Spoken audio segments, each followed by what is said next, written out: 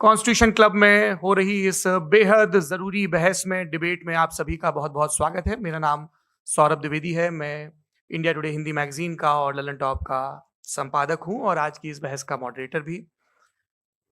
इससे पहले कि ये बहस, जिसका शीर्षक, जिसका टॉपिक है डज गॉड एग्जिस्ट, ये शुरू हो दो विद्वानों के बीच जिनके नाम हैं श्री जावेद अख्तर और श्री मुफ्ती शमाइल नदवी जी, मैं कुछ बुनियादी चीजें आप लोगों को बता दूं ताकि ये बहस व्यवस्थित ढंग से चले। वैसे नहीं जैसी बहसों को देखने के हम इन दिनों आदी हो गए हैं, पढ़ी लिखी अकादमिक बहस। इस बहस का प्रारूप कैसा होगा, इसका स्ट्रक्चर कैसा होगा, पहले मैं आपको ये बता देता हूं।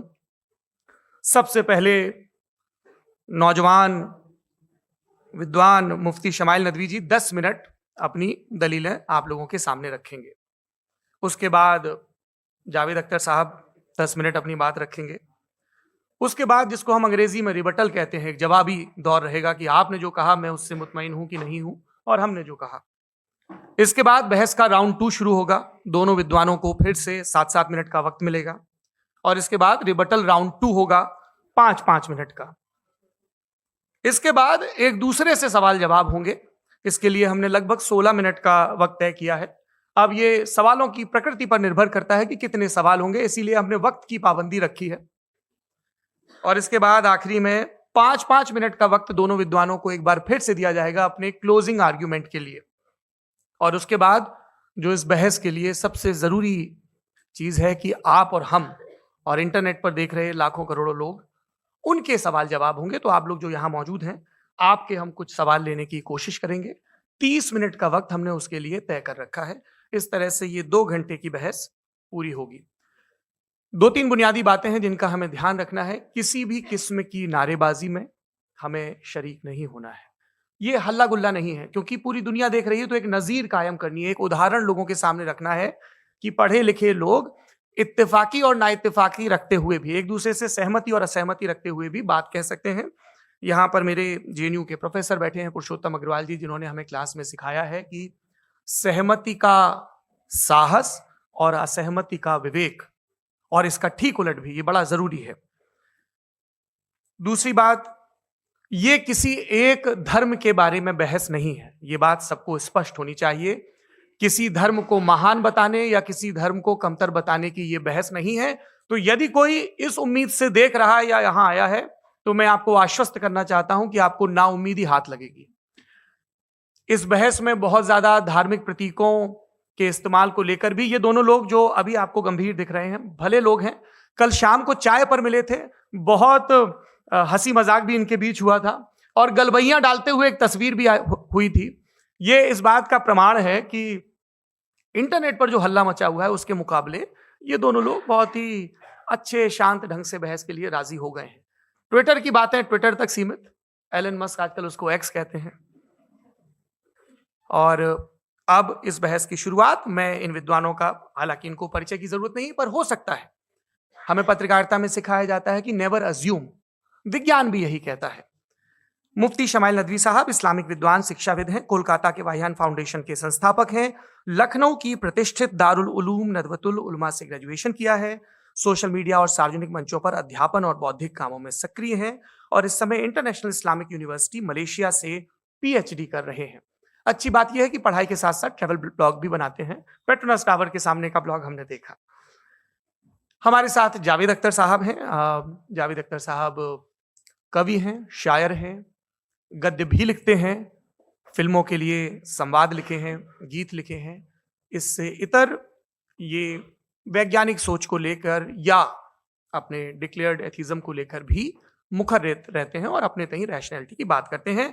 देवियों और सज्जनों, डज गॉड एग्जिस्ट, इस सवाल का जवाब सब अपने अपने तहीं खोजने की कोशिश कर रहे हैं। कोई इसको गॉड डैम पार्टिकल की खोज बताता है, कोई गॉड पार्टिकल की खोज बताता है, कोई हिग्स बोसान की खोज बताता है, कोई ये सवाल जवाब तलाशने की कोशिश करता है कि मास एग्जिस्टेंस में आखिर आया कैसे। हमारे जावेद अख्तर साहब ऐसी कोई अकली दलील और लॉजिकल एविडेंस दें खुदा के ना होने पर जो डेफिनेट भी हो, तो मैं ये ऐलान करता हूं कि यकीनन मैं उस एविडेंस को कबूल करूंगा और उस पर गौर करूंगा। लेकिन साथ में यह भी ऐलान कर देता हूं प्रेडिक्शन के तौर पर कि ऐसा कोई डेफिनेट आर्ग्यूमेंट कोई नहीं पेश कर सकता। दलील हम देंगे और डेफिनेटिव दलील देंगे, लॉजिकल दलील देंगे, ऐसी दलील देंगे जो एंटायर एथिस्टिक वर्ल्ड उसे रेफ्यूट नहीं कर सकती। चलें अब हम एक एग्जाम्पल सोचते हैं, एक सिनेरियो, सिंपल सिनेरियो, तमाम ऑडियंस से गुजारिश है, हम और आप एक आइसोलेटेड आइलैंड पर हैं, ऐसा आइलैंड जहां पे हमसे पहले कोई कभी नहीं गया। चलते चलते आपके सामने अचानक आपने देखा एक पिंक कलर की बॉल पड़ी हुई है। सबसे पहला सवाल आपके जहन में क्या आएगा कि ये बॉल यहां क्यों आई, कैसे आई, ये पिंक कलर की ही क्यों है, कोई और कलर भी हो सकता था, ये इसी शेप में क्यों है, कोई और शेप भी हो सकता था। नेचुरली आप इस तरफ पहुंचेंगे कि कोई ना कोई है जिसने इन स्पेसिफिक प्रॉपर्टीज के साथ इस बॉल को बनाया है और यहां पे रखा है। चूंकि आप जानते हैं कि ये जो बॉल है इसका एग्जिस्ट करना जरूरी नहीं है, ये एग्जिस्ट कर भी सकती थी, नहीं भी कर सकती थी, और एग्जिस्ट करना ही था तो किसी और फॉर्म में करती, किसी और कलर में करती। अब आप इस बॉल को एक्सपैंड करते चले जाएं, एक्सपैंड करते चले जाएं, एक्सपैंड करते चले जाएं, यहां तक कि ये बॉल यूनिवर्स के साइज की हो जाए। बताइए कि क्या साइज के बढ़ जाने से सवाल बदल जाएगा? हरगिज नहीं बदलेगा। अभी भी सवाल रहेगा ये यूनिवर्स कहां से आया, इन स्पेसिफिक प्रॉपर्टीज के साथ कहां से आया, क्यों आया, किसने बनाया, ये सवाल उस वक्त भी वैलिड रहेगा। लेकिन ये सवाल अगर हम जनाब जावेद अख्तर साहब से करें तो चूंकि इनका वर्ल्ड व्यू एथिस्टिक है, और सिर्फ इनका नहीं, मतलब जितने भी एथिस्ट हैं और एथिस्टिक वर्ल्ड व्यू को रखने वाले से अगर आप ये सवाल करें कि ये यूनिवर्स कहां से आया, तो इनका जवाब या तो आर्ग्यूमेंट फ्रॉम इग्नोरेंस होगा या डॉगमेटिक होगा। या तो ये कहेंगे कि मुझे नहीं पता कि ये कहां से आया, लिहाजा गॉड डज नॉट एग्जिस्ट, ये आर्ग्यूमेंट फ्रॉम इग्नोरेंस है, या ये कहेंगे कि ये यूनिवर्स खुद ब खुद बन गया। इसका मतलब ये है कि उस बॉल को भी खुद ब खुद बन जाना चाहिए, लेकिन बॉल के ताल्लुक से ये एक्सप्लेनेशन एक्सेप्ट नहीं की जाएगी कि ये खुद ब खुद बन गई, लेकिन यूनिवर्स के ताल्लुक से कर दिया जाएगा। इसे हम दूसरे अल्फाज में डॉगमा भी कह सकते हैं। दूसरी चीज, हमारे जावेद अख्तर साहब जरूर गॉड ऑफ गैप्स की मिसाल भी जरूर देंगे, और मिसाल देंगे कि पहले जमाने में बिजलियां कड़कती थी तो लोगों ने किसी एक खुदा की तरफ, और बारिश होती थी तो दूसरे खुदा की तरफ मंसूब कर दिया, उनके पास दलील नहीं थी। यह हमारा वर्ल्ड व्यू है ही नहीं, यह हमारा वर्ल्ड व्यू है ही नहीं, क्योंकि नेचुरल फिनोमेना के प्रोसेस की इंटरप्रिटेशन को जान लेने से यह कहां से साबित हो गया कि गॉड एग्जिस्ट नहीं करता है। इस पर मैं इंशाल्लाह अभी आगे बात करूंगा। आप हजरात ये भी देखेंगे, और मैं ये एक्सपेक्ट करता हूं कि हमारे रिस्पेक्टेड जनाब जावेद अख्तर साहब जरूर इमोशनल आर्ग्यूमेंट्स भी देंगे, जो कि एक लॉजिकल फेलेसी है जब बात आती है ट्रुथ को डिसाइड करने में। क्यों? मिसाल के तौर पर वो कहेंगे कि अगर गॉड है तो ईविल क्यों एग्जिस्ट करता है, जबकि मैं कहता हूं ईविल का एग्जिस्ट करना गॉड के एग्जिस्ट करने की दलील है, उसके खिलाफ नहीं है। चूंकि अगर गॉड है तो हम सब उसके सामने अकाउंटेबल हैं, और अगर हम अकाउंटेबल हैं तो अकाउंटेबिलिटी के लिए ईविल का मौजूद होना जरूरी है, उसके बगैर हम अकाउंटेबल नहीं हो सकते। और अगर हम अकाउंटेबल नहीं हैं तो हम जनाब जावेद अख्तर साहब से पूछेंगे कि आप बताएं कि फिर सफरिंग इस दुनिया में क्यों है? अगर खुदा नहीं है तो सफरिंग क्यों है? और उन लोगों के जज्बे का क्या जिनके अंदर सफरिंग के बाद इंतकाम लेने का जज्बा पाया जाता है और वो इस दुनिया से ऐसे ही चले गए, क्या उनकी सारी तकलीफें बेकार चली जाएंगी? अब आ जाएं उसी एग्जाम्पल की तरफ कि बॉल, मुझसे अगर कोई पूछे इस बॉल को किसने बनाया, और या इस एक्सपेंडेड बॉल को किसने बनाया, मैं कहूंगा कि चूंकि ये यूनिवर्स और इस यूनिवर्स की तमाम चीजें कॉन्टिंजेंट हैं। कॉन्टिंजेंट होने का मतलब ये होता है कि जो अपने एग्जिस्टेंस पे किसी के ऊपर डिपेंड करती हो, तो जाहिर है ये यूनिवर्स कॉन्टिंजेंट है। और अगर कोई चीज कॉन्टिंजेंट नहीं है तो मैं रिक्वेस्ट करूंगा कि मुझे दिखा दें कि कौन सी चीज यूनिवर्स में कॉन्टिंजेंट नहीं है, हम भी जरा गौर कर लें और हम भी देख लें।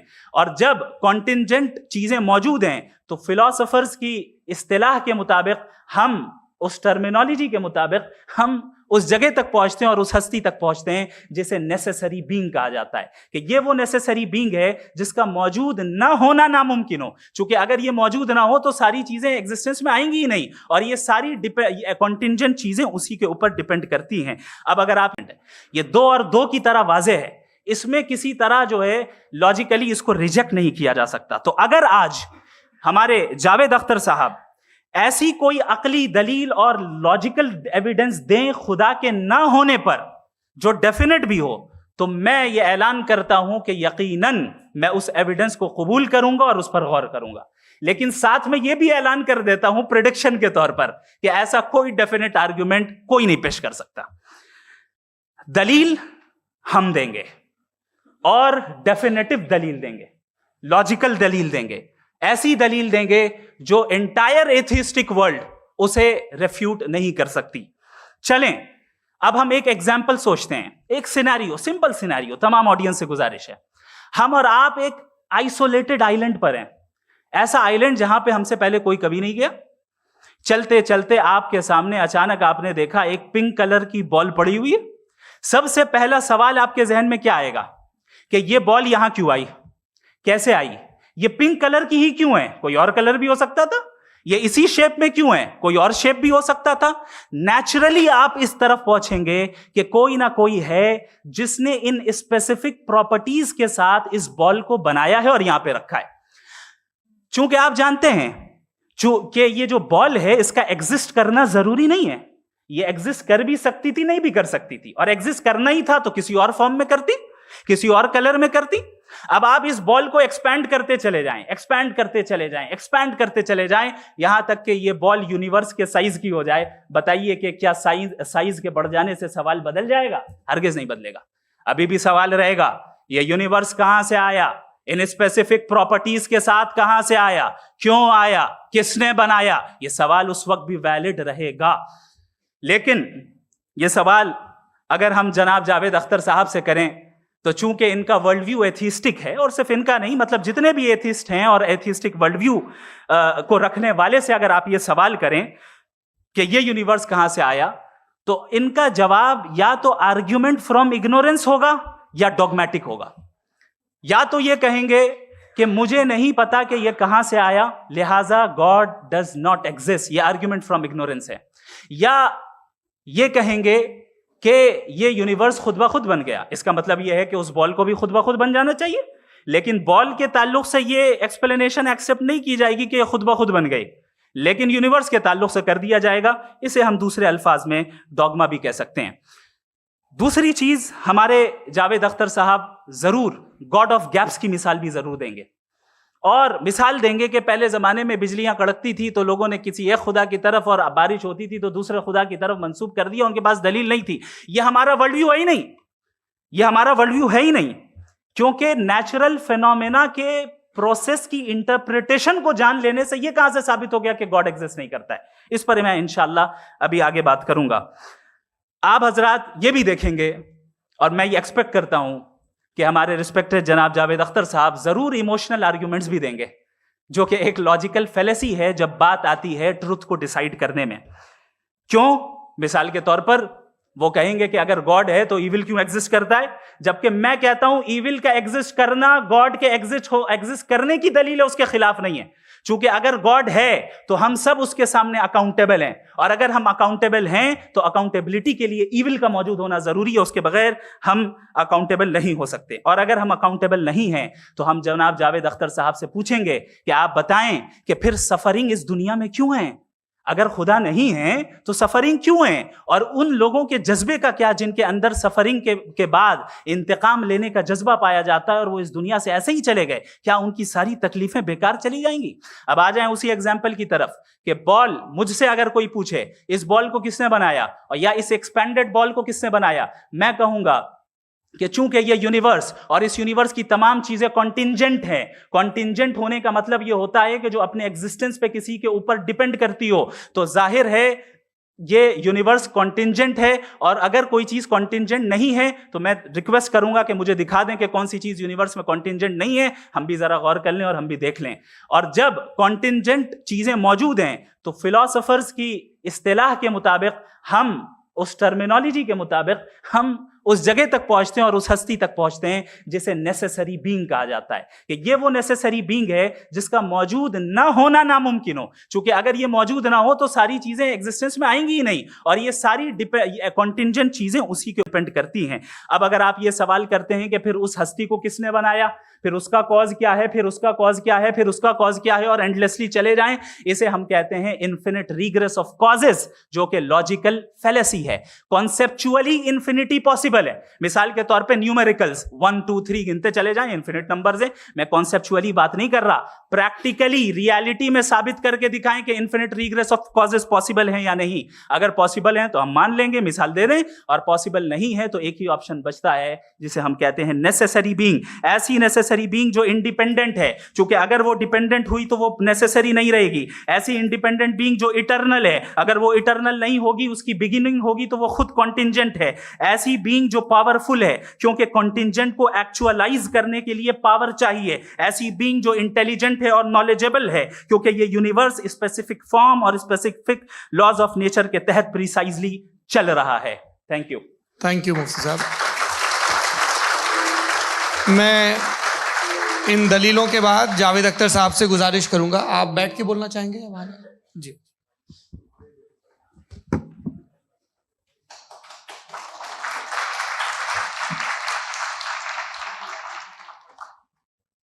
पहले तो मैं मुफ्ती साहब को एक अच्छी खबर देना चाहूँगा कि मेरी नॉलेज साइंस के बारे में बड़ी मामूली है, तो आप फिक्र ना करें उसकी, लेकिन कुछ कॉमन सेंस है मुझ में। देखिए, ये खुदा का तस्वुर कोई नया तस्वुर नहीं है, ये सदियों से रहा है। ये कुछ रिलीजन 3000 साल पुराने होंगे, 4000 साल पुराने होंगे, लेकिन इंसान कोई 10,000 12,000 साल से एग्जिस्ट करता है होमोसेपियन की शक्ल में, और हमेशा कुछ ना कुछ मजहब रहे। ये मजहब जाहिलों के नहीं थे, ये मजहब एक ऐसी ग्रीक सोसाइटी के थे जहाँ बड़े बड़े फिलोसफर पैदा हुए। ये मजहब इजिप्शियंस के थे जिन्होंने पिरामिड्स बनाए थे। ये रोमन्स के थे कि जिनका आर्किटेक्चर और सेनेट यानी पहली बुनियाद डेमोक्रेसी की, लिमिटेड थी मगर डेमोक्रेसी थी, ये उन लोगों ने किए थे। तो इनका जो जुपिटर था, रा था, ज़्यूस था, उन्हें उस पर इतना ही एतमाद था जितना आज किसी मजहबी आदमी को अपने खुदा पे होगा। क्रिश्चियनिटी आने से पहले यूरोप में एक मजहब था, जर्मेनिक रिलीजन। उसका एक खुदा था, उसकी एक बीवी थी, उसके 2 बेटे थे, एक बेटी थी। फिर जर्मनी में जब यूरोप में क्रिश्चियनिटी आई तो वो खुदा, उसकी बीवी और पूरे ख़ानदान चला गया। तो हमने, अगर हम हिस्ट्री देखें तो खुदा जो है वो ज़्यादातर फ़ानी है, वो हमेशा रहे नहीं। और वो जो लोग इन्हें मानते थे उनको आप कहें वो तो जाहिल थे, उन्हें तो कुछ पता ही नहीं था, ऐसा नहीं है। वो अपने वक्त में बड़े काबिल लोग थे और अपने वक्त में उन्होंने बड़े बड़े काम किए हैं, फिलोसफर्स थे, साइंटिस्ट थे, लेकिन उनका मजहब कहाँ गया, उनके खुदा कहाँ गए? आज जो खुदा हैं दुनिया में लोग उन्हें मानते हैं। आपको क्या मालूम कि कितने बरसों के बाद क्या होने वाला है? हम यूरोप में देखते हैं तो चर्च खाली हैं। तो वक्त के साथ चीज़ें बदलती हैं। जहाँ तक इसका ताल्लुक है मजहबों का, हर मजहब आपसे एक चीज़ मांगता है, फेथ। ये फेथ क्या चीज़ होती है? What is the difference between faith and belief? ये तो बहुत ही अहमकाना बात होगी कि कोई आदमी कहे साहब अगर खुदा है तो मुझे दिखाइए। ये तो जाहिलाना बात हुई। मैंने तो नॉर्थ पोल नहीं देखा है, मगर मैं मानता हूँ कि नॉर्थ पोल है। मैं क्यों मानता हूँ? इसलिए कि अगर ये दुनिया राउंड है तो उसका कोई टॉप होगा। कुछ लोग हैं जो वहाँ गए भी हैं, कॉमन सेंस कहता है कि ऐसा होगा, सबूत है, गवाह है, रीज़न है। तो ये मेरा फेथ नहीं है। तो फेथ में और बिलीफ में डिफरेंस क्या है? जो मजहब मांगता है आपसे, हर मजहब फेथ मांगता है। फेथ का मतलब ये है कि ना कोई गवाह हो, ना कोई सबूत हो, ना कोई रैशनल हो, ना कोई लॉजिक हो, ना कोई प्रूफ हो, मगर तुम एक बात को मानो। ये है फेथ। वरना बिलीफ होता। अगर इसमें कुछ भी सबूत होते, गवाह होते, तो फिर इसे आप बिलीफ कहते। जैसे मेरा बिलीफ है कि नॉर्थ पोल है, मेरा फेथ थोड़ी है। फेथ इन तमाम शर्तों को रद्द करता है। तो फिर स्टुपिडिटी क्या है? अगर मैं एक बात ऐसी मानूं जिसकी ना कोई लॉजिक है, ना कोई रैशनल है, ना कोई प्रूफ है, ना कोई गवाह है, ना कोई सबूत है, और मैं उसे मानूं, तो ये स्टुपिडिटी हुई। इसे ही भाई कल को मैं यकीन कर लूँ कि एलॉन मस्क जो है मेरा भाई है, तो मुझे इंतहाई खुशी होगी, सुकून भी बहुत मिलेगा मुझे। लेकिन और कहे भाई क्यों मानते हो, क्या सबूत है भाई, वो तो अमेरिकन है और तुम तो इंडियन हो, वो तो नस्ल अलग है, तुम्हें कभी मिले भी नहीं। साहब देखिए मेरा फेथ है, इस पे बात ना किया। फेथ का मतलब ही यह है कि आप प्रूव नहीं कर सकते। अगर आप प्रूव कर सकते हो तो फेथ की जरूरत ही नहीं, फिर तो आप बात करेंगे, आप कितनी बहस कर लीजिए।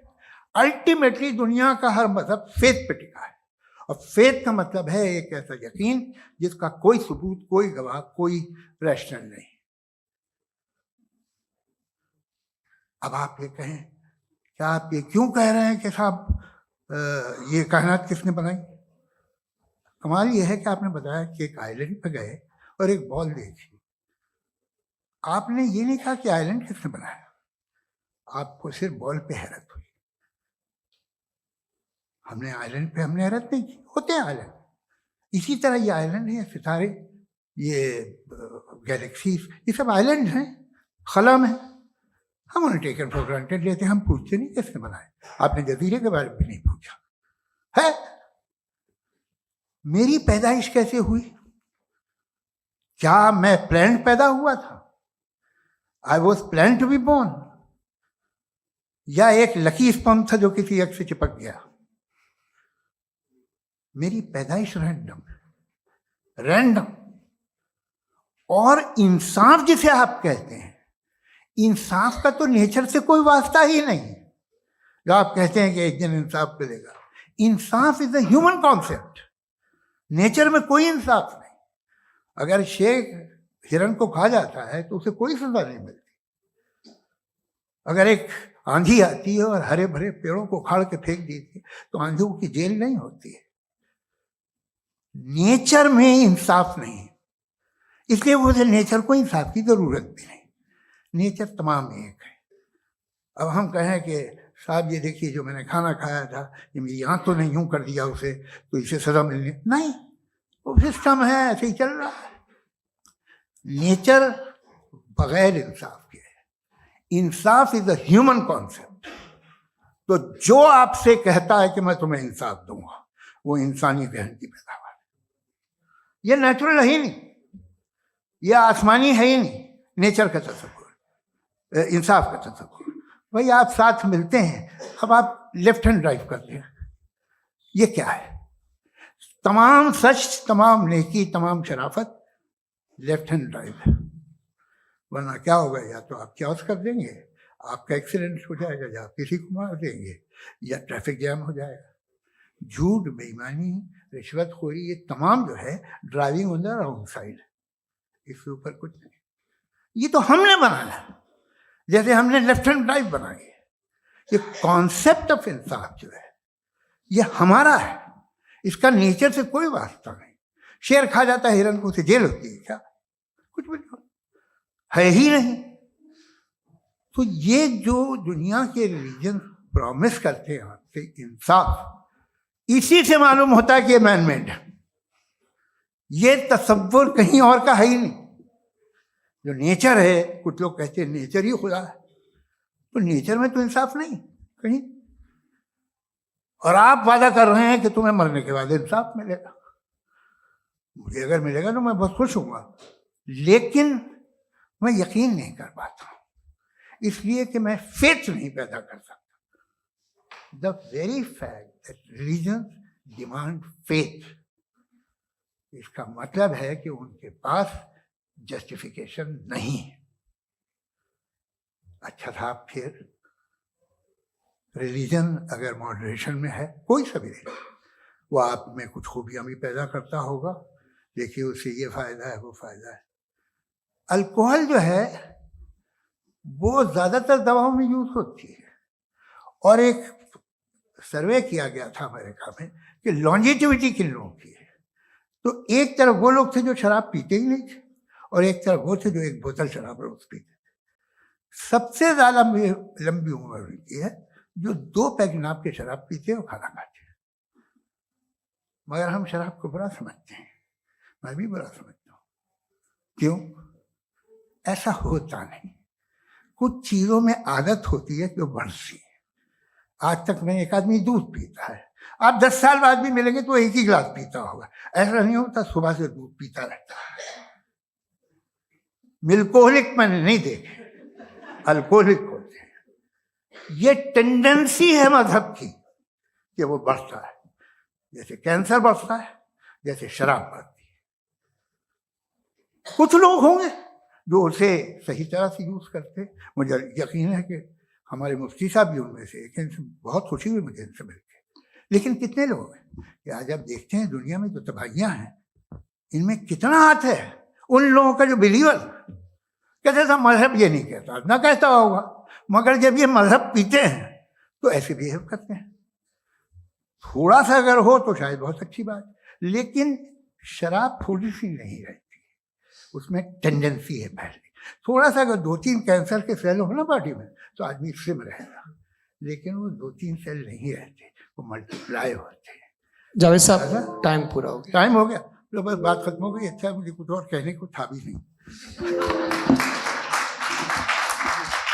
जी, मैं पहले जवाबी दौर के लिए इनवाइट कर रहा हूं मुफ्ती साहब को। Your rebuttal round 1, you have 7 minutes।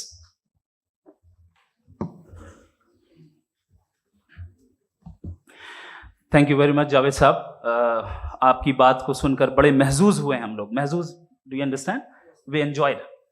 Okay, अब थोड़ा सा लॉजिकली उसको हम लोग देखते हैं। दरअसल हम लोगों ने कल गुजारिश की थी मुफ्ती साहब से भी, जावेद साहब से भी, कि हिंदुस्तानी जबान आम फहम सबको समझ में आ जाए, और जहां कहीं आप मुश्किल शब्द इस्तेमाल करें वहां बताते भी चलें। Thank you. तो सबसे पहले हमारे रिस्पेक्टेड जावेद साहब ने हवाला दिया कि खुदा फानी है। कितने मजहब आगे चले गए, किसी ने जुपिटर को खुदा माना, किसी ने किसी को माना। मैं कहता हूं जिसने कॉन्टिंजेंट चीज को खुदा माना, गलत माना, वो खुदा ही नहीं, वो खुदा ही नहीं है। हम तो नेसेसरी बीइंग को साबित करने बैठे हैं, वो नेसेसरी कॉज जो इटरनल है, जो अबदी भी है और अजली भी है। हम किसी और को साबित करने नहीं बैठे। दूसरी चीज उन्होंने कहा कि फेथ एंड बिलीफ, ये एक ऐसी डेफिनेशन है फेथ की जो इन्होंने पहली मर्तबा पेश की है, या माफ कीजिएगा, इन्होंने पहली मर्तबा पेश नहीं की है, रिचर्ड डॉकिंस ने पहली मर्तबा पेश की है। मुझे मालूम है ये सोर्स कहां से है। एपिस्टेमोलॉजिकली फेथ और बिलीफ का फर्क आप इस तरह नहीं कर सकते सर। फेथ सही भी होता है, गलत भी होता है। बिलीफ सही भी होता है, गलत भी होता है। जो लॉजिक, रीजन और एविडेंस से बैक्ड होगा वो फेथ सही होगा। और आप जिस फेथ की बात कर रहे हैं कि इलॉजिकल है और उसके पीछे नहीं है, तो we are on the same page. हम नहीं मानते उस फेथ को। जो फेथ ऐसा हो जिसके पीछे कोई लॉजिक ना हो, एविडेंस ना हो, हम नहीं मानते। हम तो उस फेथ के कायल हैं जिसके पीछे लॉजिक हो और एविडेंस हो। तो बिलीफ सही भी होता है, गलत भी होता है, फेथ भी सही होता है और गलत भी होता है। तो आज फेथ और बिलीफ के डिफरेंस पे बात नहीं हो रही। आज आप चाहे फेथ एक्सेप्ट कर लें या बिलीफ एक्सेप्ट कर लें, आज ये बात होगी कि ट्रूथ क्या है। चाहे ट्रू बिलीफ सही है या ट्रू फेथ सही है, और फॉल्स फेथ क्या है और फॉल्स बिलीफ क्या है, बात इस पे हो रही। दूसरी चीज इन्होंने पूछा, स्टुपिडिटी फिर क्या है? अगर फेथ रिलीजन स्टुपिडिटी नहीं है तो और क्या है? चूंकि फेथ का मुतालबा करते हैं तो स्टुपिडिटी क्या है? मैं कहता हूं स्टुपिडिटी एथिज्म है। उसकी वजह यह है कि आप एक सड़क पे जा रहे हो और आप किसी गार्डन में जाएं और देखें वहां लिखा है फूलों के साथ, I love Javed Akhtar, and I really do, I love you sir.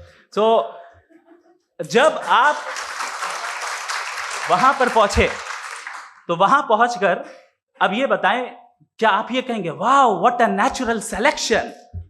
ये क्या नेचुरल सिलेक्शन है? नहीं, ये प्रिसाइजली डिजाइंड है, इसके पीछे डिजाइनर है। लिहाजा अगर कोई एक ऐसी कॉमन सेंस की बात को कबूल नहीं कर रहा है कि यूनिवर्स जो इतने प्रिसाइजली काम कर रहा है, हम कह दें कि खुद ब खुद बन गई, मैं समझता हूं इससे बड़ी स्टुपिडिटी और कुछ नहीं है। ये इरैशनल चीज है। फिर हमारे सर ने कहा कि आपने बॉल पे फोकस किया, आइलैंड पे फोकस नहीं किया। अरे आइलैंड को किसने बनाया, यही समझाने के लिए तो बॉल की मिसाल दे रहा हूं। और बॉल भी कॉन्टिंजेंट है, आइलैंड भी कॉन्टिंजेंट है, दोनों नेसेसरी बीइंग का मुतालबा करते हैं। आगे इन्होंने कहा कि नेचर में कोई इंसाफ नहीं है। हम डिसाइड करते हैं कि मोरालिटी क्या होती है, इंसाफ क्या होता है। हम डिसाइड करते हैं, जैसे ड्राइविंग सीट में ट्रैफिक वाला, ये तो किसी खुदा ने नहीं कहा, ये है, इसे कहते हैं फॉल्स इक्विवेलेंस। ये एक लॉजिकल फेलेसी है। आपने जो है मिसाल दी ड्राइविंग की और ट्रैफिक की, ये सब्जेक्टिव मोरालिटी है। आप सब्जेक्टिव मोरालिटी को मिसाल बनाकर ऑब्जेक्टिव मोरालिटी के ऊपर नहीं थोप सकते। इंसाफ की ऑब्जेक्टिव मोरालिटी। अगर आप ये कहते हैं कि नेचर में इंसाफ नहीं है, तो इंसाफ का न होना ये नेचुरल हुआ, तो फिर नेचर को नेचर रहने दे, क्यों हम इतना स्ट्राइव कर रहे हैं दुनिया में इंसाफ लाने के लिए? ये तो इलॉजिकल बात है, इरैशनल बात है। इसलिए बहुत सी चीजें ऐसी हैं जो ऑब्जेक्टिवली जो है इविल या गुड हैं, और बहुत सी चीजें ऐसी हैं जो सब्जेक्टिवली हैं। सब्जेक्टिवली जो मोरल होता है या इमोरल होता है, उसको हम सोशल कंसेंसस से या पर्सनल प्रेफरेंस से डिसाइड करते हैं। लेकिन जो ऑब्जेक्टिव मोरालिटी है, जिसमें इंसाफ आया, जो इन्होंने बार बार रिपीट किया, ये ऑब्जेक्टिव है, सब्जेक्टिव नहीं है। अगर आप कहते हैं ये सब्जेक्टिव है, तो मेरा सवाल आपसे ये है, क्या सोशल कंसेंसस के जरिए अगर जुल्म को सही करार दे दिया जाएगा तो आप जुल्म को जस्टिफाई करेंगे? दूसरी चीज, इन्होंने ये कहा कि 2 पैक शराब पी लें तो वो उतने पे नहीं रहता, बढ़ जाता है। यही मामला मजहब के साथ है। 2 पैक आप पी लें, बढ़ेगा। तो ये एक ऐसी मिसाल है, इसको कहीं भी फिट कर लें कि आप एथिज्म पे जब फिट करें, जब आप 2 पैक एथिज्म का लेंगे ना, तो वो बढ़ बढ़ के नॉर्थ कोरिया बनेगा। Thank you.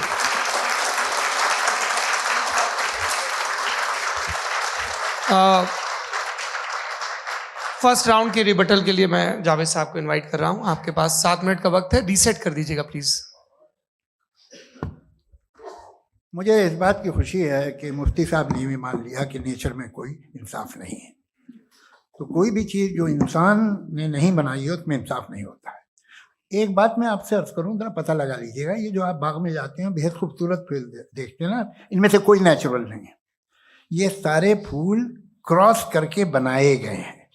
जो जंगल में फूल होते हैं निहायत मामूली होते हैं। ये फूल इंसानों ने बनाए हैं।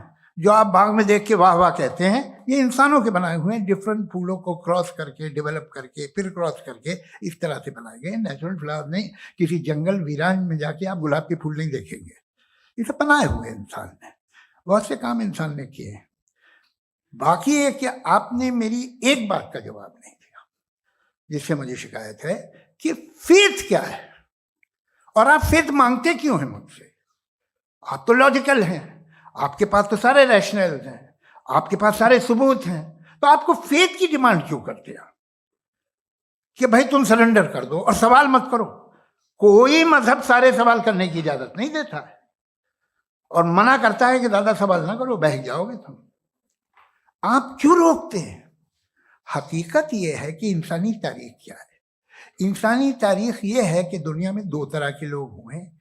एक वो जिन्होंने अपनी लाइल्मी की परस्तिश की है, दूसरे वो जिन्होंने अपनी इग्नोरेंस या लाइल्मी से झगड़ा किया है और मालूम किया है कि क्या है। ये जो आप कह रहे हैं, आज आप हैरान हैं कि भाई ये यूनिवर्स कैसे बनी। लोग हैरान थे कि सूरज डूबता है तो इधर से कैसे निकलता है।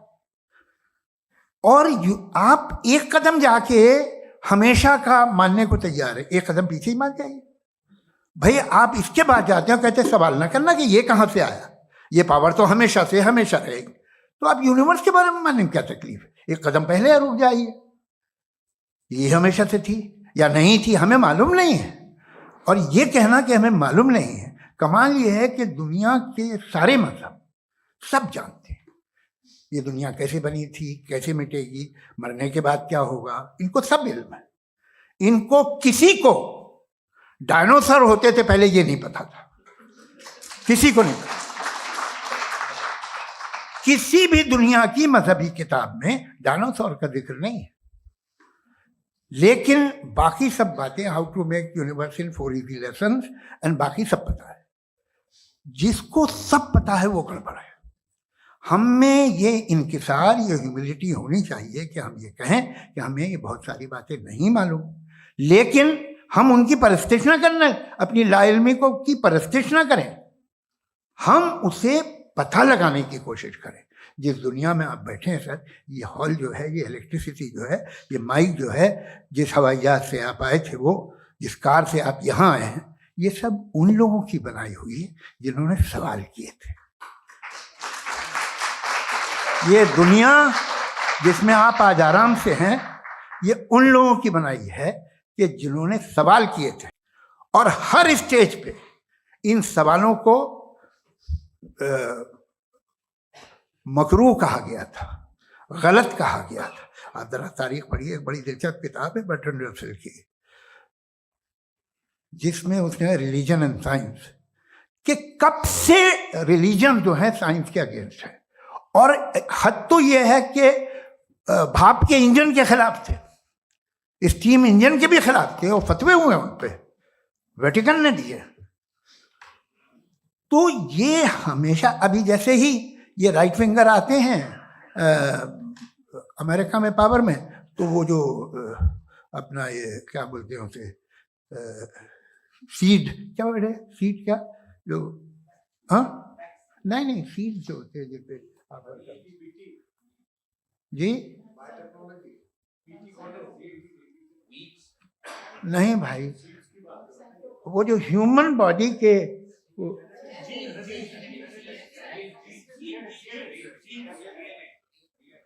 उस पर रिसर्च बंद हो जाती है, रिपब्लिकन नहीं करने देते। अरे भाई इतना डर क्या है तुम्हें? एक जमाने में बहुत नाराज थे ये सारे मजहबी लोग कि ये इंसान तो इंसान बनाने की कोशिश कर रहा है। आपको क्या तकलीफ भाई, बना ले तो बना लेने दो, ये खौफ क्या है? और ये सब आज जो आप कह रहे हैं नामुमकिन है, ये कैसे हुआ? मुझे एक किस्सा याद आता है। जब मैं 6ठी क्लास में था तो मैं मैथमेटिक्स में बहुत वीक था, तो एक टीचर रख दिया गया, उसने 1 2 3 4 5 6 7 को सिखा दिया मुझे। वो दिन मैं भूल नहीं सकता हूँ मुफ्ती साहब, जिस दिन उसने ये बताया कि 1/2 क्या होता है और 3/4 क्या होता है, मुझे ऐसा लगा कि मेरा सर बीच से फट जाएगा। ये आदमी कह रहा है कि जो दीवार के अंदर जाओ वॉक करते हुए। आज हंसता हूं मैं इस बात पे। तो आज जो बातें आपके जहन से बिल्कुल परे हैं और आप हैरान होते हो उन्हें देख के, एक वक्त आएगा कि मामूली लगेंगे। और हुआ है, आपकी इंसानी तारीख ही है। इतनी जल्दी सारे फैसले आप मत कर लीजिए, थोड़ा ये ह्यूमिलिटी रखिए कि भाई ये हमें नहीं मालूम। ये कहने में क्या आ रहा है? ये यूनिवर्स कहाँ तक फैली, ये कब से है और कब तक रहेगी, हमें नहीं मालूम। आपने फैसला कर लिया कब बनी। ये आपके हिसाब से कोई 14 बिलियन ईयर बनी जो समझा जाता है। उससे पहले हजारों करोड़ों अरबों साल तक खुदा बैठा क्या कर रहा था? खामोश बैठा था, ऐसी जमाइयाँ ले रहा था। फिर उसे आइडिया है, यार एक काम करते, वक्त अच्छा गुजर जाएगा, यूनिवर्स बना दे। सोचिए, वो तो हमेशा से है ना, मगर यूनिवर्स हमेशा से नहीं है, ये तो बनाई गई है। और उससे पहले क्या था, इनका क्या काम था? कैसी बात है, ये बड़ा आसान है। जो बात हमें आज धीरे धीरे पता चली है, बरसों 2000 और 2500 साल पहले आपको किसी ने बता दिया कि क्या था, आप मान गए, और तब से वही मान रहे हैं जो 2500 साल पहले कहा गया था। सब कुछ बदल गया है, सॉल्व हो रही हैं चीजें। अभी साइंस बिल्कुल दावा नहीं करती, या कोई फिलोसफर ये दावा नहीं करता कि हमें सब मालूम, बल्कि वो कहता है कि हमें जितना मालूम होता है उससे ये मालूम होता है कि हमें कितना कम मालूम। तो हम अपनी जहालत से लड़े, उसकी परस्तिश ना करें। जी, टाइम है। Thank you so much. मैं तर्कों की श्रृंखला में राउंड 2 के लिए अब मुफ्ती साहब को आमंत्रित कर रहा हूं। आपके पास एक बार फिर से 7 मिनट का वक्त है। शुक्रिया जनाब जावेद अख्तर साहब। कई मर्तबा दोहरा रहे हैं कि फेथ का मतलब बताइए, फेथ का मतलब बताइए। मैंने बता दिया, फेथ सही भी होता है, गलत भी होता है। और आज हम फेथ पे बात नहीं कर रहे, हम ट्रुथ और डज गॉड एग्जिस्ट पे बात कर रहे हैं। क्या डज गॉड एग्जिस्ट, ये ट्रुथ यानी गॉड है या नहीं है, इसमें से दोनों ट्रुथ क्या है। अब आप उसे फेथ कह लें, बिलीफ कह लें, not my business.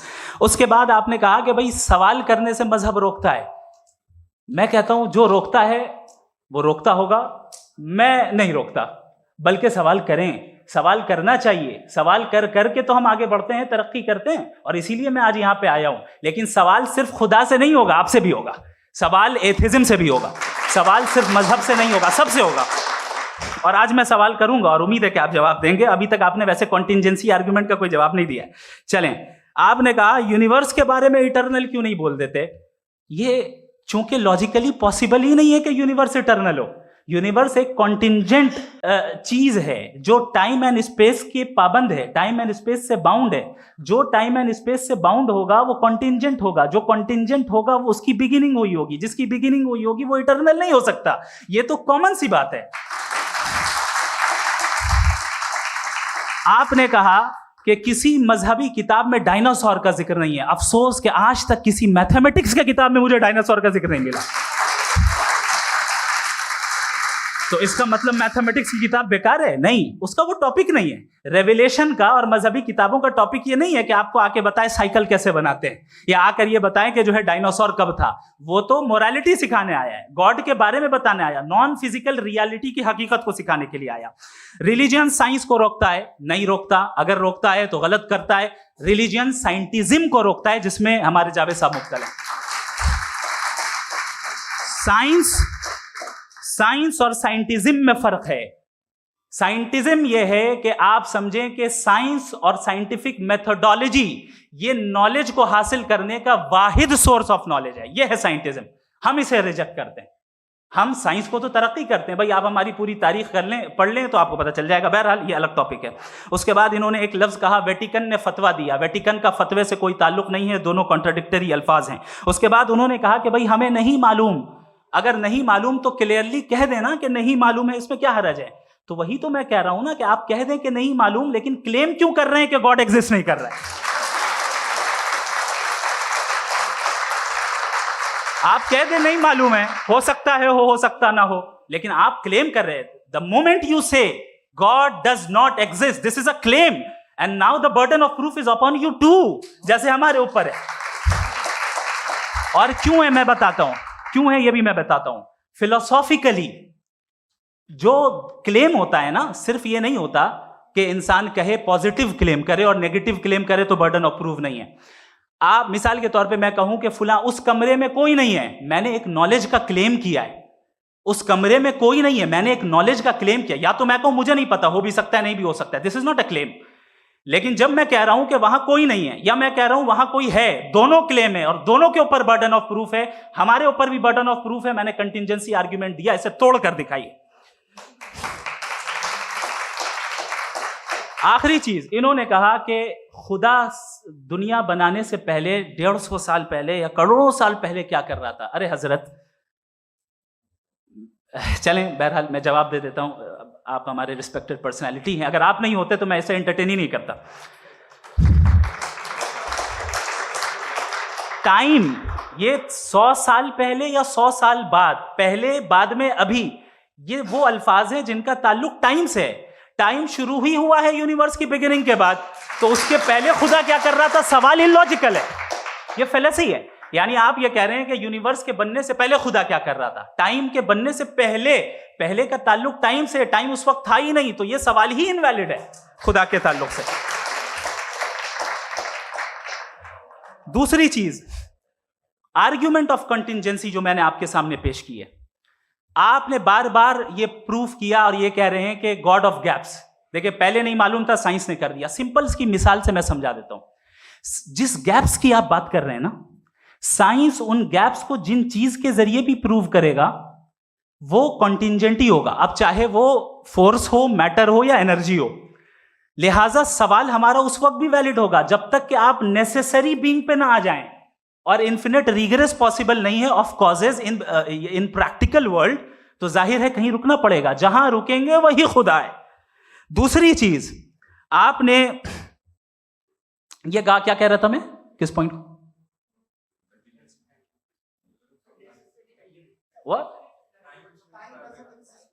Oh no, after that. Just now. हाँ, जहां रुकेंगे वही खुदा है। बहरहाल, तो टाइम का जिक्र हो गया, गॉड ऑफ गैप, सॉरी, या इसकी एक मिसाल आप ले लें। एक कार है, एक साहब ने देखा कि भाई कार जो है उसके व्हील्स कितने अच्छे लगे हुए हैं, सही जगह पे। स्टीयरिंग जो है कितने अच्छे जगह पे लगी हुई, और सीट्स कितने वेल डिजाइंड है, कितनी प्रिसाइजली ये कार काम कर रही है। तो जरूर कोई ना कोई इसे क्रिएट किया है, किसी ने क्रिएट किया है। अब जावेद साहब आए और कहे, अरे जनाब बोनेट खोलिए, इसमें इंजन है, इंजन इस कार को चला रहा है, hence prove no one has created the car. This is illogical, this is irrational. आपने इंजन के जरिए उस गैप को तो साबित किया, लेकिन क्या उससे कार की जो क्रिएशन है और उसका जो क्रिएटर है ये इम्पॉसिबल हो जाए? ऐसा पॉसिबल है? उसका सवाल खत्म हो जाए, ऐसा पॉसिबल है? नहीं। आपने गैप्स को फिल करके, कॉन्टिंजेंट चीजों से गैप्स को फिल करके हमारे ऑब्जर्वेशन को और ब्रॉड कर दिया। अब हमें और पता चल गया कि ये जो कार है इसका सिस्टम कितना ज्यादा कॉम्प्लेक्स है। पहले कम समझते थे, अब कॉम्प्लेक्सिटी और ज्यादा वाजे हो गई। अब हमें समझ में आ रहा है कि हमारी सर्टेनिटी और बढ़ गई कि जरूर इस कार को किसी ना किसी ने बनाया। यही मामला यूनिवर्स का है। साइंस हमेशा फिजिकल वर्ल्ड की चीजों को ही फिल करती जाएगी और फिजिकल चीजों से ही करती जाएगी, क्योंकि एम्पिरिकल एविडेंस का ताल्लुक फिजिकल वर्ल्ड से है। आप साइंस के जरिए मेटाफिजिकल रियलिटी को कभी साबित नहीं कर सकते। ये रॉन्ग टूल का इस्तेमाल करना है। ये वही काम है कि आप मेटल डिटेक्टर से प्लास्टिक डिटेक्टर करने चलें, जो कि जाहिर है सही नहीं है। Thank you.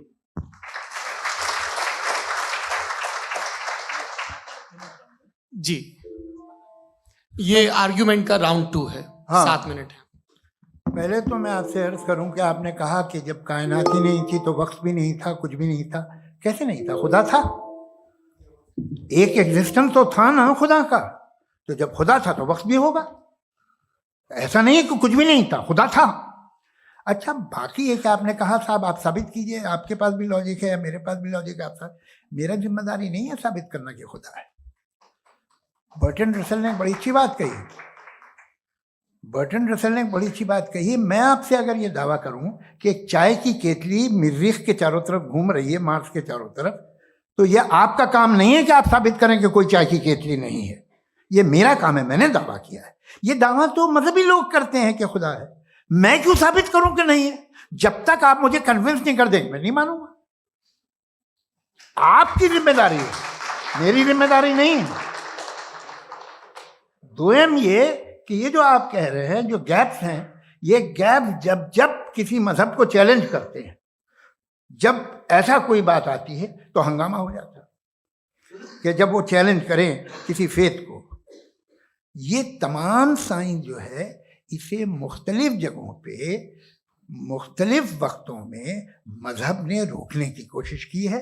ये किताब है religion and science, Burton Russell की, पढ़िएगा, अच्छी लगेगी आपको। तारीख ही है साइंस, मजहब की साइंस से उसका यही रिश्ता है। अच्छा, अब ये हम सोचें कि बहरहाल ये वजूद जो है मजहब और ये बिलीव इन गॉड इंसान को बेहतर बना देता है। तो एक काम कीजिए, हिंदुस्तान वर्ल्ड का नक्शा लीजिए और मार्क कीजिए कि रिलीजन कहाँ कहाँ ज़्यादा है, कहाँ कहाँ, चाहे वो लैटिन अमेरिका हो या मिडल ईस्ट हो या फार ईस्ट हो या हिंदुस्तान के वो इलाके जहाँ मजहबियत ज़्यादा है। रख दीजिए नक्शा अलग। अब दूसरा नक्शा कि कहाँ कहाँ नाइंसाफ़ी, रिप्रेशन, औरतों के हुकूक की पामाली, जुल्म, डिक्टेटरशिप कहाँ है। नक्शा एक ही होगा। तो आप मुझे बताएं कि जो इसका तरकीब इस्तेमाल क्या है। खुदा का तरकीब इस्तेमाल तो बताइए। आप छोटी सी दवा सड़क पे बेचते हैं, उसकी भी तरकीब इस्तेमाल बताते हैं। इसके इस्तेमाल से तो फायदा नहीं हुआ किसी को। जो सारे के सारे खराब मुल्क हैं, खराब समाज है, वो सारे जुल्म खुदा के नाम पे करते हैं। वो गलत करते हैं, सही करते हैं, मुझे क्या लेना देना उससे। इस्तेमाल से मालूम होता ना। एक विस्की की बोतल कभी शायद देखी हो आपने, लाल रंग की होती है, उस पर रोशनी वोशनी पड़ी, इंतहाई खूबसूरत लगती है। क्या बिगाड़ रही है किसी का? उसका इस्तेमाल गलत है, इसलिए आप उसे नापसंद करते हैं। इसका इस्तेमाल गलत है।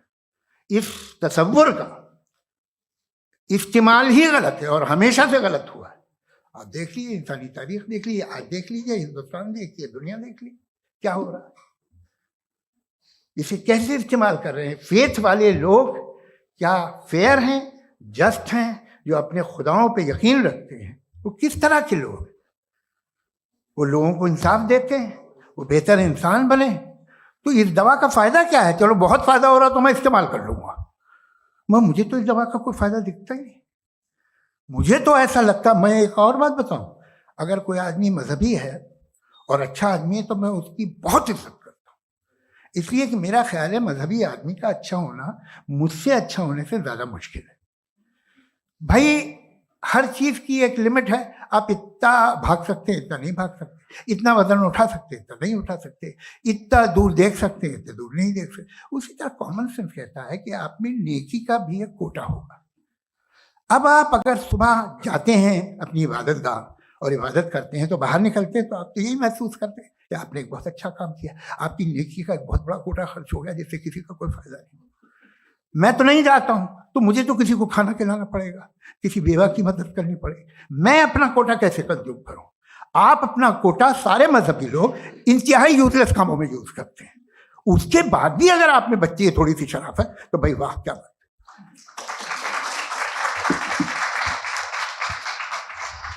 एक तो मुझे ये बात बहुत अच्छी लग रही है कि दोनों ही विद्वान समय को मानते हैं और बहुत समय से अपनी दलीलें और बाज दफ़ा समय से पहले अपनी तकरीरें पूरी करके अपनी अपनी कुर्सी पर बैठ रहे हैं। ये इस आर्ग्यूमेंट का राउंड 2 पूरा हुआ। अब रिबटल का राउंड 2 है और उसके बाद क्रॉस एग्जामिनेशन होगा। नहीं, आपका आर्ग्यूमेंट हो गया सर। हमारे यहाँ स्कूल के सिलेबस में पंच परमेश्वर कहानी पढ़ाई जाती है, प्रेमचंद जी की लिखी हुई। आप निश्चिंत रहिए, आपके कोई राउंड में मिस नहीं होने दूंगा। रिबटल का राउंड 2 मुफ्ती शमाइल नदवी साहब।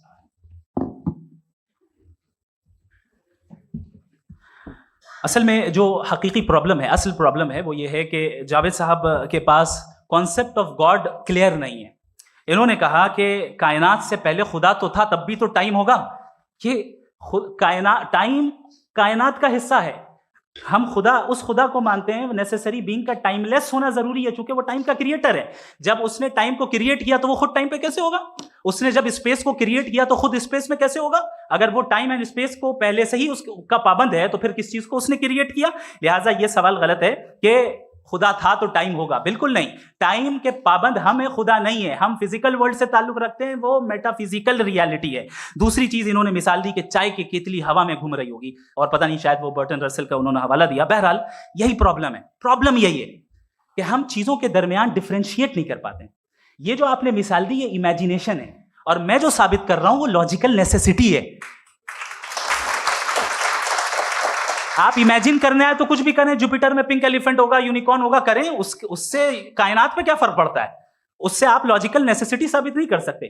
मैं तो उस प्राइम कॉज की बात कर रहा हूं, उस नेसेसरी बीइंग की बात कर रहा हूं जिसके बगैर इस कायनात का एग्जिस्टेंस मुमकिन नहीं है। दूसरी चीज, मजहब को साइंस चैलेंज करती है वगैरह वगैरह, ये हमारा टॉपिक ही नहीं है। मैं इस पे बात करूंगा तो फिर मेरा वक्त चला जाएगा। मजहब के ऊपर चूंकि हमारी डिस्कशन नहीं है, साइंस को मजहब और बिलखुसूस मैं और हमारा वर्ल्ड व्यू कम से कम साइंस को पीछे नहीं करता है, साइंटिज्म की मजम्मत करता है। इसकी वजाहत मैंने पहले कर दी।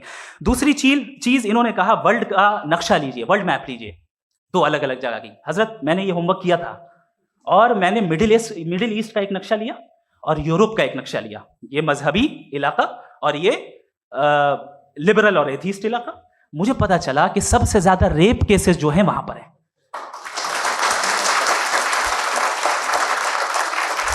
मुझे ये पता चला यूएन की रिपोर्ट के मुताबिक, मैं ये अपने घर से नहीं लेके आ रहा, कि जो वर्किंग वुमेन है यूरोपियन कंट्रीज में, उसमें 81% वुमेन सेक्सुअल हैरेसमेंट का वर्क में शुमार हो रही है। ये मिडिल ईस्ट में नहीं हो रहा है, वो मजहबी लोग हैं इसलिए नहीं हो रहा है। दूसरी चीज, आपने ये कहा कि मजहबी आदमी का अच्छा होना हमारे अच्छे होने से बहुत मुश्किल है, बहुत मुश्किल है। तो इसका मतलब यह है कि गॉड के अलावा आपके पास अच्छे और बुरे का कोई स्टैंडर्ड है। मैं चाहूंगा कि कन्वर्सेशनल स्टाइल वाली डिस्कशन और सेगमेंट पे इसी पे बात कर लेते हैं। Thank you very much.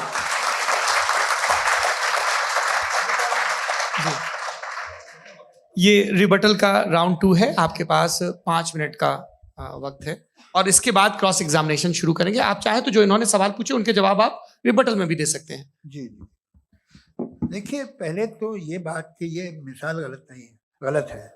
इन्होंने पहले ही हमको डिसार्म कर दिया। कल अकल से मामला सॉल्व नहीं हो सकता, लॉजिक से आप पहुंच नहीं सकते। ये एक मेटाफिजिकल चीज़ है। मेटाफिजिकल अजीब सा लफ्ज़ है, ठीक से किसी को माने नहीं मालूम इसके, तो ऐसा लगता है कुछ बड़ी चीज़ है। अरे भाई, क्या होता है मेटाफिजिकल? बताओ, खड़ी हो। ये एक लफ्ज़ है जो कहीं भी इस्तेमाल हो जाता है। जब आप एक बात कर रहे हैं और आप मुझसे बहस कर रहे हैं तो मुझे मेटाफिजिकल मत बताइए, आप लॉजिकली मुझे प्रूव किए। और अगर लॉजिकली आप नहीं बात करते साहब ये मेटाफिजिकल है, तो फिर हम आप बात क्या कर रहे हैं? मेरा आपका किस जबान में कॉन्वर्सेशन होगा? और ये कहना कि वक्त पहले नहीं था, तो फिर क्यों कहते हैं ये हमेशा से और हमेशा रहेगा? हमेशा वक्त है, तो आप कैसे कहते हैं वो हमेशा से है और हमेशा रहेगा? हमेशा का मतलब है कोई वक्त। अगर वक्त ही नहीं है तो हमेशा कैसे? बाहर वो रहेगा। अब मैं ये देखता हूं, आपने कहा ना कि वहां रेप ज्यादा होते हैं, तो हम एक बात देखते हैं, ये दुनिया जिसपे वो कादर मुतलक है, जिसकी मर्जी के बगैर पता भी नहीं हिलता, ओमनीपोटेंट है, ये दुनिया चल कैसे रही है? और इस दुनिया का हाल क्या है? 45,000 बच्चे जो 10 साल की उम्र से कम थे वो गाजा में मरे।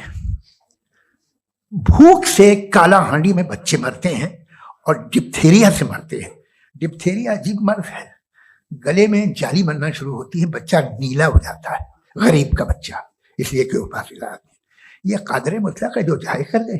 इससे आप दुआएं मांगते हैं हमारी ये काम कर दे वो कर दे, तो इसका मतलब डे टू डे लाइफ में वो इंटरफेयर करता है और ये देख रहा है वो। अगर वो वाकई भी है फॉर डिस्कशन सेक, तो मैं जब दुनिया देखता हूं तो मेरे दिल में उसके लिए कोई इज्जत नहीं पैदा होती। ये क्या कर रहे हो तुम पूरे ऑल पावरफुल हो, ओमनीपोटेंट हो, ओमनी प्रेजेंट हो। तुम तो वहां गाजा में रहे होगे ना, तुम हर जगह हो। तुम देख रहे थे कि बच्चे की कैसे धज्जियां उड़ रही, तुम देख रहे थे और तुम चाहते हो मैं तुम्हारी परस्तिश करूंगा, तुम हो भी। अरे यार, इसके अच्छे तो हमारे चीफ प्राइम मिनिस्टर हैं, कुछ तो ख्याल करते हैं। कमाल है, आप किसकी इबादत कर रहे हैं? अगर वो है भी, ये दुनिया नाइंसाफी से, जुल्म से, जबर से, तशद्दुद से भरी हुई। और आप ये मत कहिएगा कि वो देख रहा है और वो बताएगा एक दिन। अगर वो देख रहा है और इंटरफेयर नहीं करता तो आप दुआ क्यों मांगते?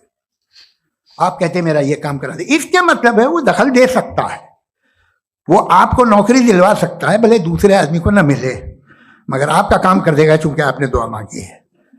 तो जब वो आपको नौकरी दिला सकता है, लड़की की शादी कर सकता है, बेटे को ग्रीन कार्ड दिलवा सकता है, तो कम से कम ये जो मर रहे हैं बच्चे, इनको रोक दे, कुछ तो कर। मुझे तो दुनिया में, इस दुनिया का कोई मालिक है, इसका ओमनीपोटेंट कोई रूलर है, और ये दुनिया ऐसी चल रही है। मैं तो चाहूंगा कि भाई ना हो, अगर हो तो बड़ी शर्मिंदगी की बात है। शुक्रिया।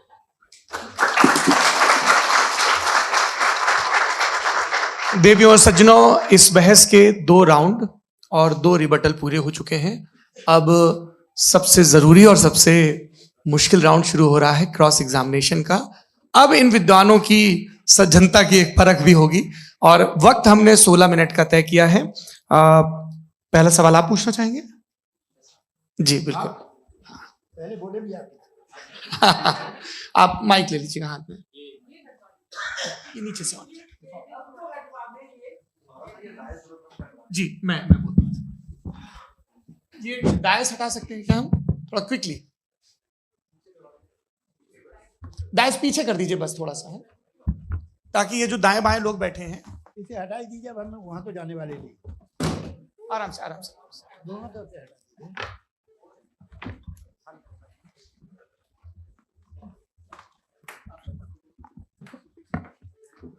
इस बीच आप लोग भी अपने अपने सवाल तैयार कर लें। ये ध्यान रखेंगे कि मैं यहां से सवाल लूंगा, आप लोगों को अपना हाथ ऊपर करना है, अपना नाम बताना है और अधिकतम 3 वाक्यों में अपना सवाल पूरा करना है। कई लोग सवाल की जगह भाषण देने लगते हैं, उससे आज बचना है।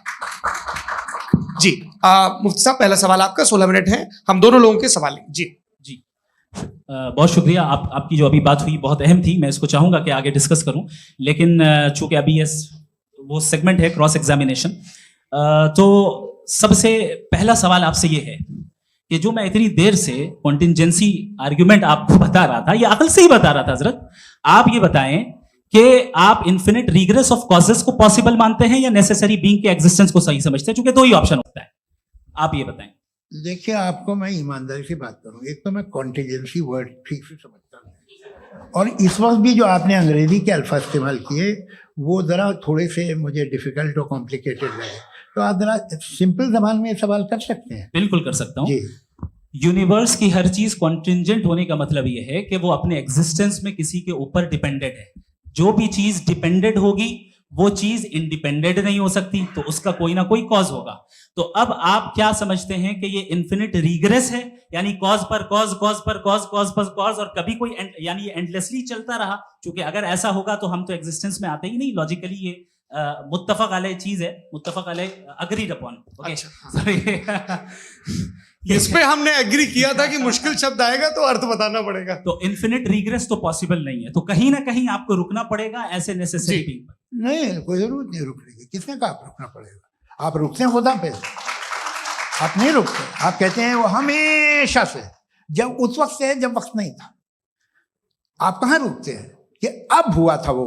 आप नहीं कहते। हम क्यों नहीं मान सकते कि यूनिवर्स जो है और बल्कि मल्टीवर्सेस जो है वो हमेशा से हैं, वो बनती है, सब बिगड़ती है। contingent है। एक हमारे यहाँ एक चीज़ है, ब्लैक होल, वो समेट लेता है वापस, फिर ब्लास्ट होता है, फिर फैल जाता है। और इसमें हमारी तो खैर कोई औकात ही नहीं है इंसान की। एक छोटे से जर्रे पे हम 50-60 साल की उम्र रखते हैं, जो करोड़ों अरबों साल की कायनात है उसमें, और पैदा भी निहायत ही बेहुदा वजह से हुए थे। तो इसमें ये सोचना कि इसकी वजूहात और ये क्यों है, ये डिपेंडेंट है, ये हम देख रहे हैं, क्या मालूम। आप सोचिए कि ये जो फैल रही है कायनात, ये कहाँ फैल रही है, ये कहाँ जा रही है, और ये फैल क्यों रही है? अरे बना ली थी तुमने, रुको भैया, हाँ काफी है। ये फैल क्यों रही है? ये और कौन सी कायनात जिसे मैं दूरबीन से देखता हूं तो 2 बिलियन लाइट ईयर पे है, उससे मेरा कोई वास्ता ही नहीं है। 2 बिलियन ईयर यानी अगर मैं 80,000 माइल्स पर सेकेंड से चलूं तो 20 करोड़ साल में वहां पहुंच जाऊंगा। इसकी जरूरत क्या थी? ये दुनिया, ये कायनात तो इंसान अशरफुल मखलूकात के लिए बनाई गई ना। तो ये सब ये टर्म समझ में नहीं आया। इसमें कोई खास समझने वाली बात थी भी नहीं। ये जो अल्टीमेट कहा यह जाता है कि ये जो पूरी यूनिवर्स है, ये जो दुनिया है, ये इंसान के लिए बनाई गई। अच्छा, ये सब इंसान के लिए। क्यों साहब, सही है ना? बिल्कुल, लेकिन इसका ये मतलब नहीं कि किसी चीज के पीछे रीजन आपको नहीं पता तो रीजन नहीं है। इसे कहते हैं नहीं, argument from limited perspective। मुझे नहीं पता, लेकिन मेरी जिम्मेदारी नहीं। वो बिल्कुल सही कहा था उसने, बर्टन रसल ने। आपने उसे मजाक में टाल दिया कि भाई आप एक दावा कर रहे हैं, मैं क्यों कहूं कि ये गलत है दावा? आप प्रूफ कीजिए, मेरे पे जिम्मेदारी ही नहीं है, मैंने थोड़ी कहा है। आप प्रूफ कीजिए कि ये सही है। आप आर्ग्यूमेंट ऑफ कंटिंजेंसी आप का जवाब कोई ही नहीं दे सवाल रहे हैं। पूछना चाहेंगे? है? आप सवाल पूछना चाहेंगे मुफ्ती साहब से? क्योंकि ये क्रॉस एग्जामिनेशन का दौर है। आप जैसे पहले बोल रहे थे फेथ को लेके कुछ। मैं ये पूछना चाहूँगा कि खुदा ने जो भी रेवलेशन किए हैं, एक मज़हब के नहीं, बहुत से मज़हबों में किए हैं, अलग अलग रेवलेशन है। कहीं कुछ एक बातें हैं, कॉन्ट्रडिक्शन भी है आपस में। कहीं कुछ आप कर सकते हैं, कहीं कुछ नहीं कर सकते। ऐसा नहीं है कि सबकी कोड ऑफ मॉरल एक है। तो ये किस्सा क्या है? अब आप ये देखिए कि मुझे कभी कभी लगता है कि जो फुटबॉल फाइनल होता है, लाखों लोग होते हैं, फिर वो टीवी कवर करती, करोड़ों लोग, अगर उसमें खुदा की एक बूमिंग आवाज आ जाती, मैं गॉड हूं, तो सारे लोग अभी सुन लेते और टीवी पे भी सुन लेते, किस्सा खत्म होता। ये इतनी राजदारी क्या है कि तुम सामने कुछ तो सबूत दे दो हमें सॉलिड। ये कह रहा साहब ये यूनिवर्स कैसे बनी, इससे मसला क्या हल होगा? मैं पूछूंगा आपसे खुदा कैसे बना? क्यों नहीं पूछूंगा कैसे बना?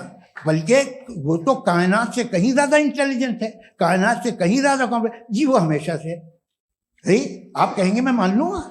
अच्छा, दोयम वो कादिर मुतलक, यानी कादिर मुतलक का मतलब ओमनीपोटेंट, वो जो चाहे कर सकता है। आपको नौकरी दिलवा सकता है, आपकी अच्छी जगह शादी करवा सकता है, आपके पड़ोसी का मुकदमा हरवा सकता है, आपको जिता सकता है, सब काम करता है। थोड़ा सा माइक क्लोज जी। वो इस दुनिया को चला कैसे रहा है? ये दुनिया कैसे चल रही है? आपको इस पे हैरत नहीं होती? या क़यामत के बाद कभी एक जस्टिस होगा, जब ये बच्चा मर चुका होगा, जिसकी धज्जियां उड़ गई बम से, इसको इंसाफ मिलेगा तब। अच्छा, अब जवाब दूं? हाँ जी। मैं वही इसीलिए आप की तरफ। सबसे पहले आपने रेवलेशन और स्क्रिप्चर्स की बात की, इस पे मैं बात कर सकता हूं, लेकिन आज नहीं करूंगा चूंकि वक्त कम है। कभी और इस पे डिस्कस करेंगे, मैं तैयार हूं उस पे भी बात करने के लिए। ये क्योंकि अभी हमारा से topic- राउंड 2 की भूमिका तय हो रही है। डज गॉड एग्जिस्ट राउंड 2 जी। चूंकि आज गॉड के एग्जिस्टेंस पे बात है, तो मैं उसी के रिलेटेड जो है आपके सवालात को एंटरटेन भी करूंगा और मैं भी पूछूंगा। आपने कहा कि आपने साबित ही नहीं किया, जबकि आर्ग्यूमेंट ऑफ कॉन्टिंजेंसी बुनियादी आर्ग्यूमेंट है। आप मुझे कॉन्टिजेंसी का मतलब बताइए, आपका मतलब क्या कॉन्टिजेंसी? कॉन्टिंजेंसी का मतलब यह हुआ कि हर वो वजूद जो किसी भी चीज का पाबंद है, हर वो वजूद या हर वो चीज जो अपने एग्जिस्टेंस में किसी भी चीज के पाबंद है और उससे बाउंड है, उसको उसकी जरूरत है, उस पर डिपेंड करती है, तो जाहिर सी बात है कि उसका कोई ना कोई कॉज होता है। ये तो अक्ल की बात है। ये आप रीजनिंग की बात करते हैं, मैं वही कर रहा हूं। दूसरी चीज, आपने ये बात कही कि इतने बिलियन लाइट ईयर्स दूर है, उसका मेरा क्या लेना देना। फिर मेरे ख्याल से आपको ये नहीं कहना चाहिए I think therefore I am an atheist. आपको सोचना चाहिए, सिर्फ आप एक लिमिटेड दायरे में रहकर नहीं सोचें बल्कि बाहर निकलकर सोचें। आपने तीसरा सवाल किया, आपने सर, 2-3 सवाल एक साथ किए। ऐसी बातें ना कीजिए, कुछ को इतराज हो जाएगा आप पे कि आप कुछ भी सोचिए। ये इजाजत आपको है नहीं, मुझे है।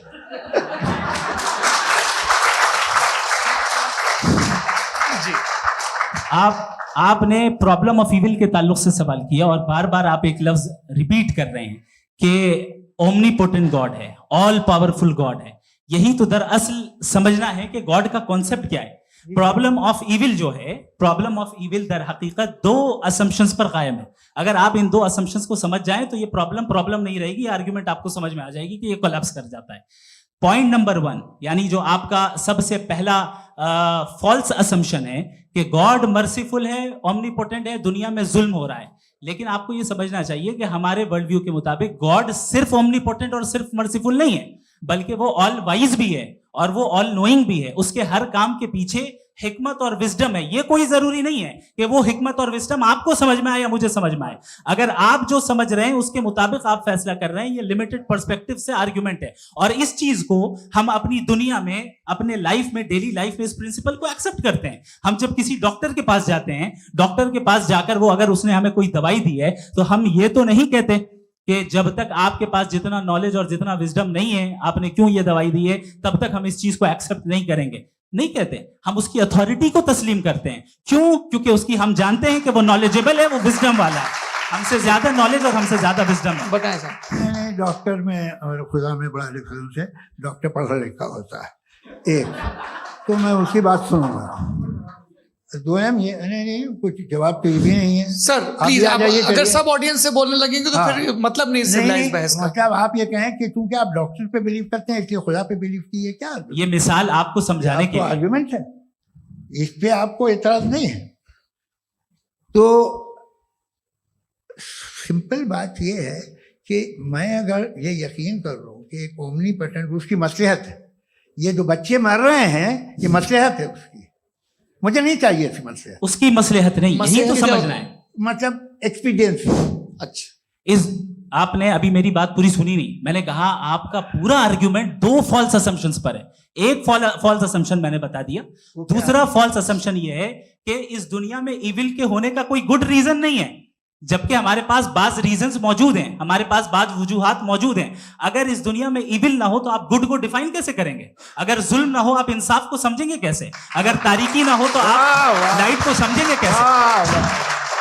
बहुत अच्छे। अभी और सुन लें, अभी और बाकी है। ये तो बात बहुत पसंद आई साहब मुझे, कि जब तक रेप ना हो तब तक औरतों की इज्जत का ख्याल आपने मेरा जवाब पूरा सुना ही नहीं। जब तक के बच्चों का कत्ल ना किया जाए तब तक आपको बच्चों की मासूमियत की इज्जत। आपने पूरा जवाब सुना ही नहीं। क्या बात है, क्या आपने नुक्ता निकाला? आपने पूरा जवाब सुना ही नहीं। आप सुन लें, मेरी बात सुन लें।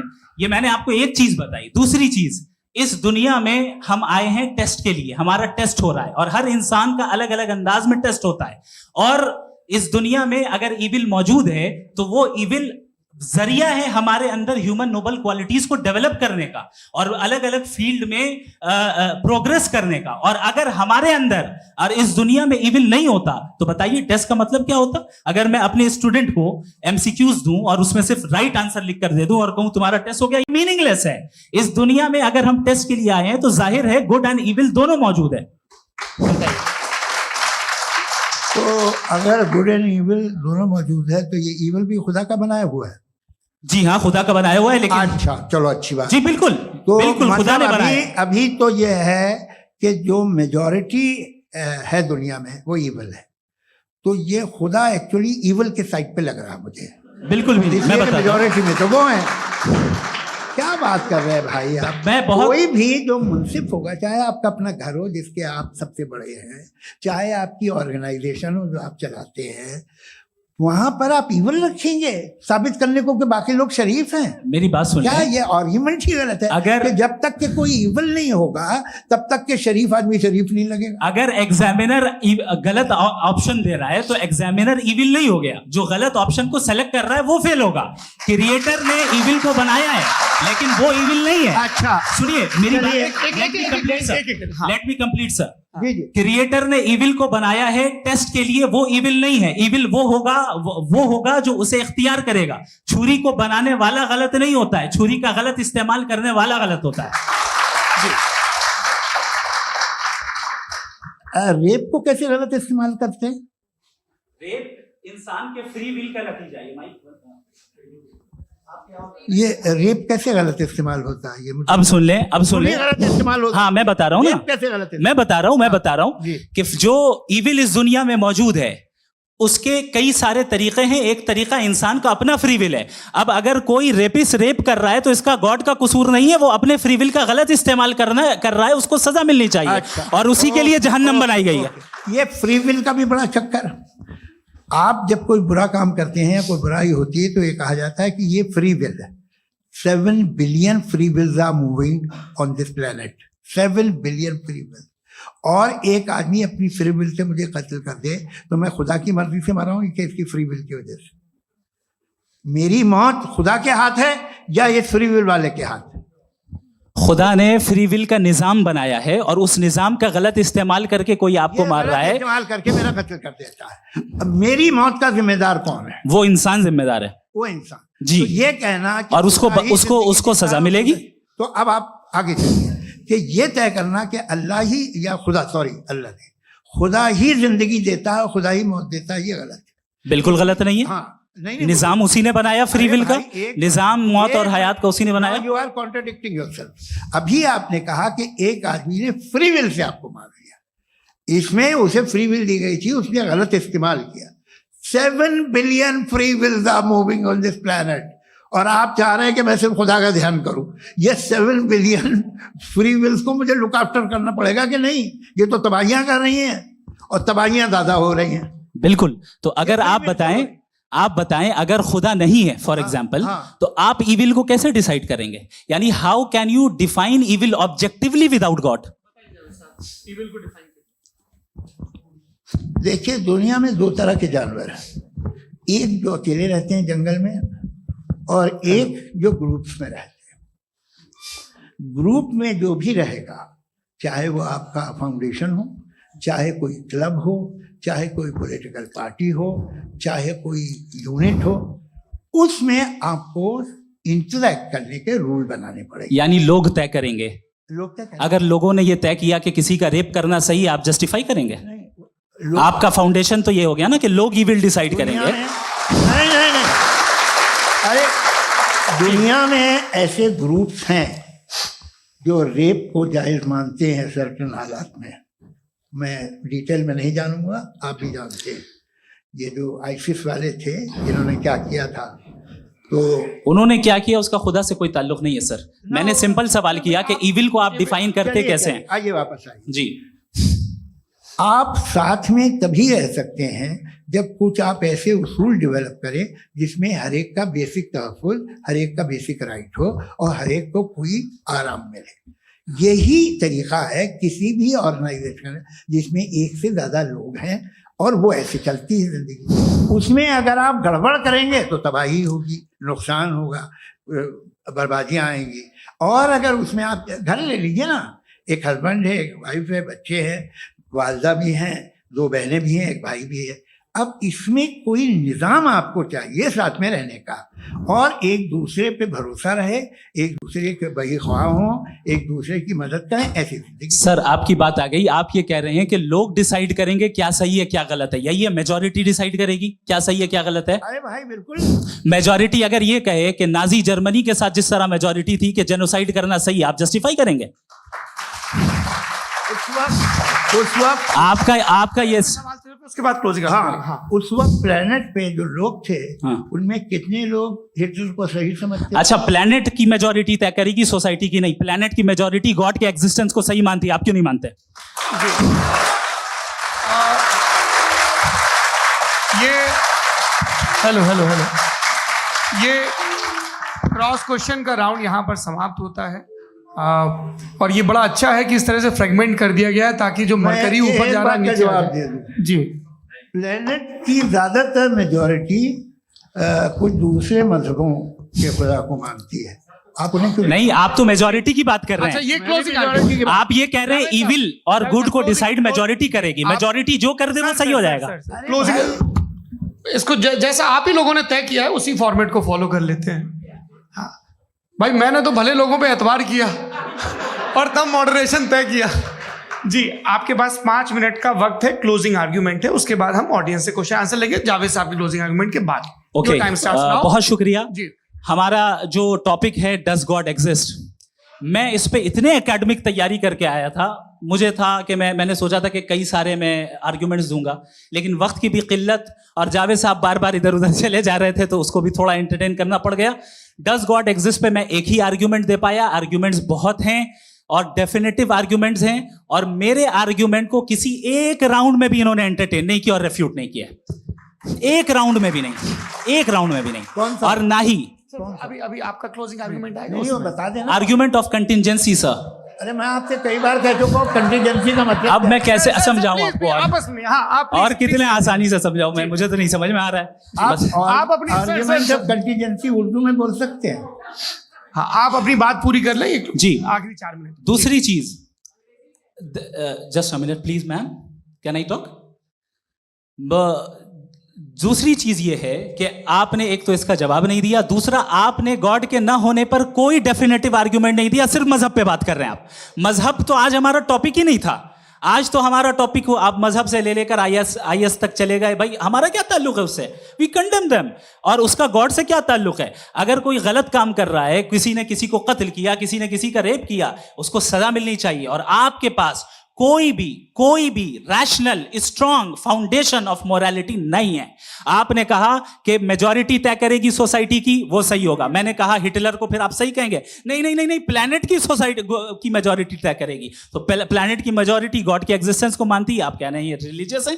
तो यानी आपके पास कोई स्ट्रॉन्ग फाउंडेशन नहीं है ऑब्जेक्टिव मोरालिटी का। ऑब्जेक्टिव मोरालिटी का अगर कोई फाउंडेशन है तो वो सिर्फ गॉड है, गॉड है, गॉड है। थैंक यू जी, ये मुफ्ती शमाइल नदवी साहब का क्लोजिंग आर्ग्यूमेंट था। अब हमारे पास जी